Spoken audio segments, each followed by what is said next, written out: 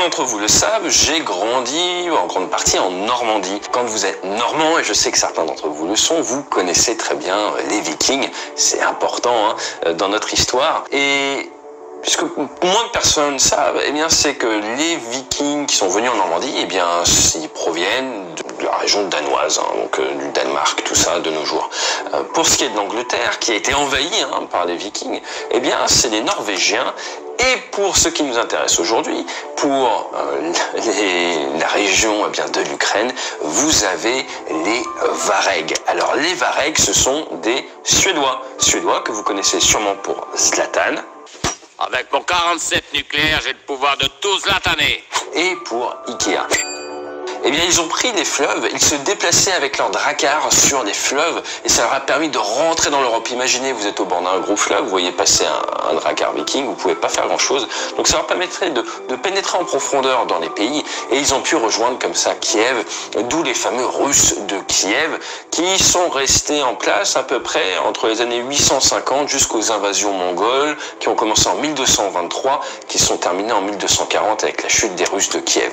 Pourquoi je vous parle de ça? Parce que les Russes de Kiev, eh bien, c'est la plus ancienne entité politique qui relie Biélorussie, Russie et l'Ukraine. Et donc leur histoire commune, eh bien, ça remonte pas mal et ça nous vient des Suédois.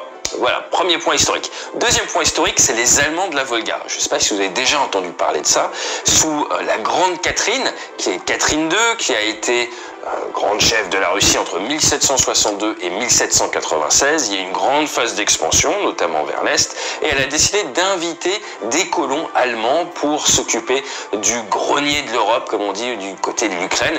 Et des Allemands ont été autorisés à venir s'installer autour de la mer Caspienne, autour de la Volga, et ils avaient le droit de garder leur religion, le droit, et j'insiste dessus, de garder leur langue. Vous verrez en fin de vidéo pourquoi c'est important, et leur culture. Et donc vous avez ces peuplements allemands autour de la Volga dans cette région qui sont très importants depuis la fin du XVIIIe siècle. À savoir que le 19 octobre 1918, c'est devenu un territoire autonome allemand et que lorsque il y a eu le début de la guerre avec l'invasion, l'opération Barbarossa, l'invasion des Allemands vers l'Union soviétique, eh bien le 28 août 1941, il a été décidé de déporter ces Allemands de la Volga qui n'avaient rien demandé, de les déporter à cause de l'invasion allemande. Donc ils ont été déportés en Sibérie et compagnie. Voilà pour le deuxième point. Le troisième point dont je vais vous parler, c'est le l'Holodomor, qui veut dire la famine. Alors c'est arrivé dans le Kouban et en Ukraine, c'était 1931-1933, petite bataille d'historiens, 2,6 à 5 millions de morts, c'est quand même assez monstrueux. Et là, c'est tout simplement une famine. Certains disent que c'est volontaire de la part de Staline. En 2006, l'Ukraine a décrété que c'était un génocide et il y a une commémoration fin novembre. Et en 2008, il a été décidé que c'était un génocide, que c'était un crime contre l'humanité perpétré par Staline, par l'URSS, contre la population ukrainienne. Donc vous voyez que l'histoire n'est pas forcément tendre entre les Russes et les Ukrainiens. Dans une histoire un peu plus proche, vous avez l'indépendance, donc l'indépendance de l'Ukraine, à savoir qu'il y a eu un petit peu d'indépendance déjà en 1917-1918. À ce moment-là, certains séparatistes ont demandé de l'aide des Allemands. Encore une fois, l'importance des Allemands en Ukraine. Et vous avez eu la création ensuite de la République socialiste soviétique d'Ukraine, donc c'est rentré dans l'URSS.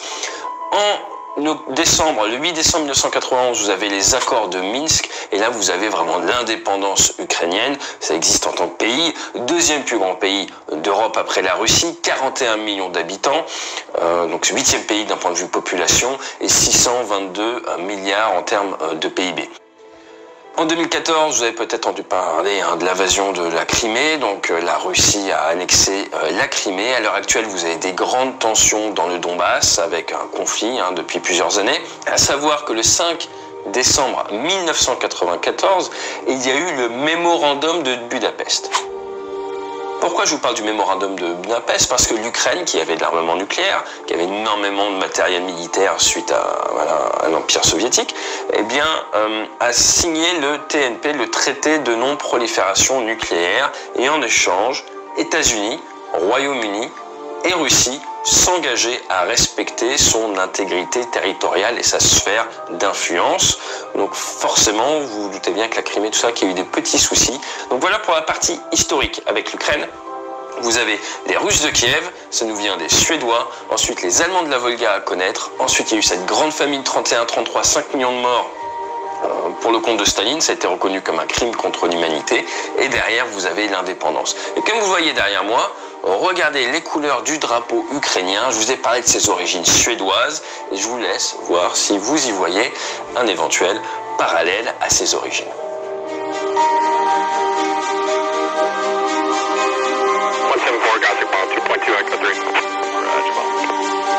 L'armée de l'air russe est tout simplement monstrueuse.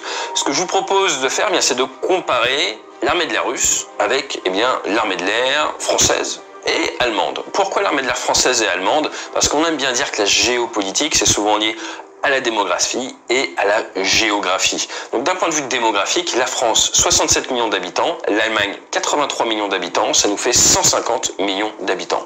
La Russie, c'est 144 millions d'habitants, donc on n'est pas très loin.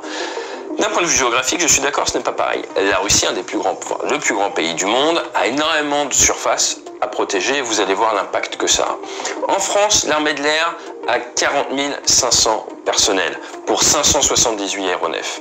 Les Allemands, 27 000 personnes servent dans leur Luftwaffe, l'armée de l'air, et ils ont 465 aéronefs. Si vous regardez d'un point de vue PIB, notre PIB conjoint est de 6 400 milliards de dollars. La Russie a un PIB de 1 483 milliards de dollars. Donc vous êtes sur un rapport, l'Allemagne et la France, c'est 4,3 fois plus de PIB.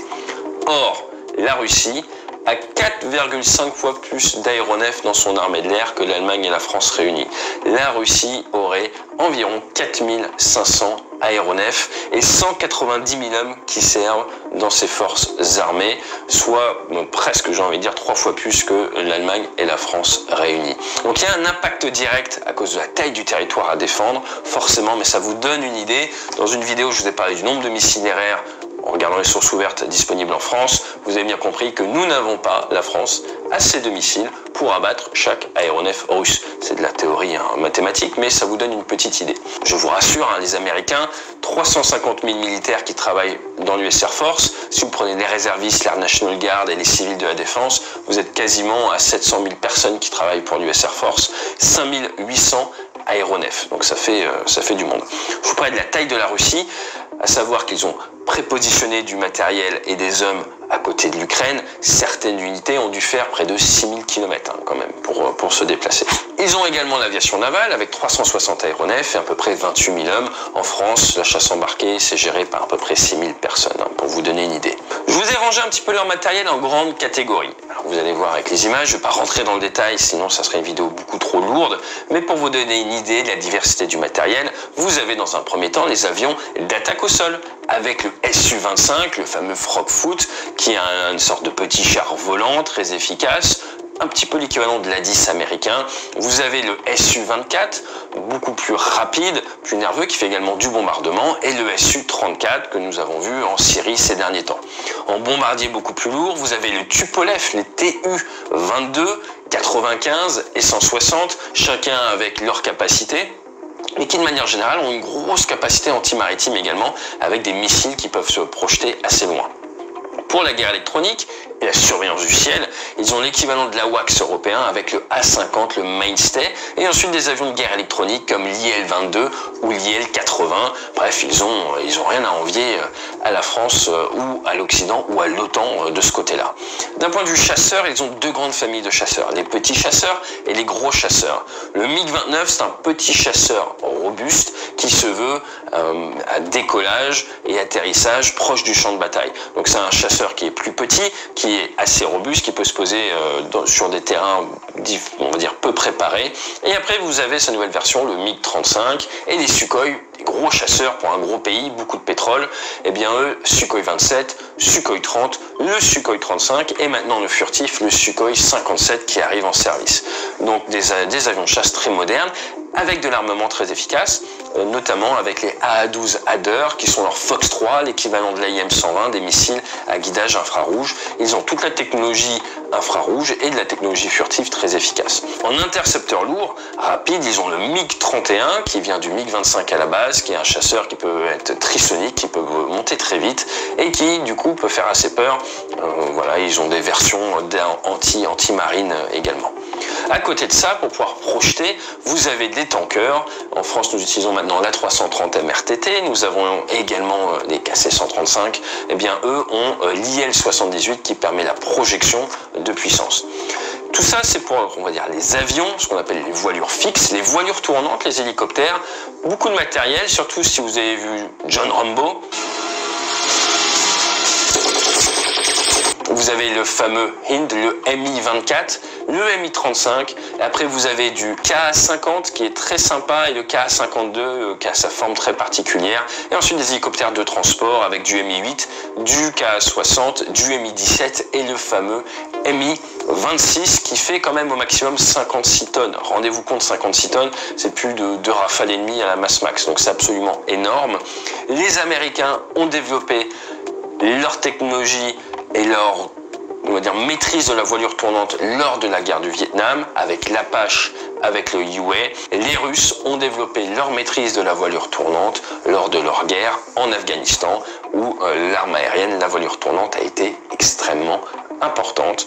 Voilà ce que je pouvais vous dire pour l'armée russe qui, à l'heure actuelle, est en train de se positionner du côté de la frontière ukrainienne avec 100 à 130 000 hommes. Je vous ai pas parlé de l'armée de terre, je vous ai pas parlé de la marine, on pourra en parler dans d'autres vidéos si vous le voulez, n'hésitez pas à me le mettre en commentaire, mais là, il faut quand même avancer.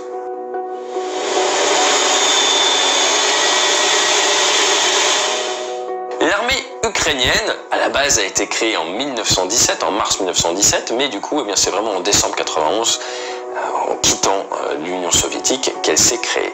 Vous aviez le service militaire obligatoire, 12 mois dans l'armée de l'air, dans l'armée de terre, 18 mois dans la marine. En 2014, il a été décidé de l'arrêter, ce service militaire, puisqu'il pensait qu'il n'y avait aucune crainte à avoir, et il a été décidé de maintenir un petit peu en urgence, mais une annonce vient de faite cette semaine, comme quoi, eh bien, il voulait passer d'une armée de conscrits vers une armée professionnelle et viser pour 2024 environ 350 000 militaires de métier.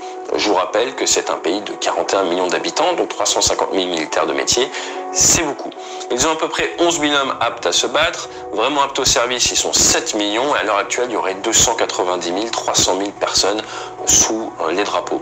Ils ont participé à des opérations extérieures, Kosovo, Congo, ils ont des troupes au Libéria, un petit peu en Côte d'Ivoire également, et pour ce qui est de leur armée de l'air, c'est pas Byzance. Pourquoi c'est pas Byzance? Parce que d'après les sources, au mieux ils auraient 247 aéronefs, mais ça serait plutôt à peu près 125 mis en œuvre par 43 000 hommes. Ils ont forcément du matériel russe, donc nous avons retrouvé les mêmes types d'avions, à peu près 17 Sukhoi 25, à peu près une trentaine de Sukhoi 27, principalement pour la défense aérienne, une cinquantaine de MiG-29, donc c'est leur plus grosse flotte de chasseurs, et ensuite vous avez une grosse dizaine de Sukhoi 24.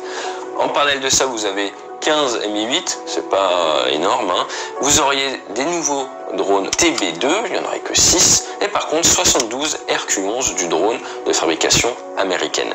Là où l'armée ukrainienne, l'armée de l'air ukrainienne marque des points, c'était pas dans sa capacité à projeter vraiment beaucoup d'avions, parce que vous avez bien vu que c'est pas pareil, hein, mais c'est dans la capacité à dinailler, comme on dit, à empêcher son espace aérien d'être survolé, avec 250 S-300, avec 90 SA-6 des systèmes solaires, avec 72 SA-11, avec 100 SA-15 et avec 8 SA-3. Donc ça fait énormément de systèmes solaires. Alors les Russes, je vous ai pas parlé de leur volume de systèmes solaires, mais c'est à peu près pareil. Donc vous avez énormément de systèmes solaires à moyenne et longue portée, également du court portée pour protéger certaines zones. Donc d'un point de vue espace aérien, ils ont cette capacité un petit peu à saturer l'espace aérien de systèmes solaires et si besoin à empêcher, à prémunir le survol de leur territoire par l'aviation russe. C'est vraiment ça qu'il faut voir.